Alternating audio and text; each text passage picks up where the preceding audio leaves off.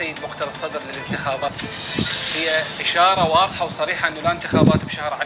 كنت يعني أتجول في بغداد أقرأ هاي العبارة على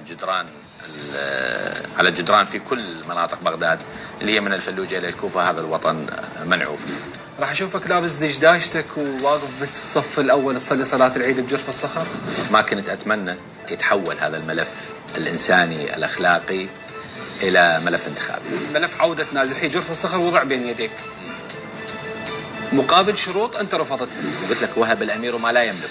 منو من عندنا يقدر أن يتنازل بشبر أرض لأي جهة؟ سقوط الانتخابات يعني بصراحة تعتبر هذول منافسين شرسين بالنسبة لك؟ إطلاقا.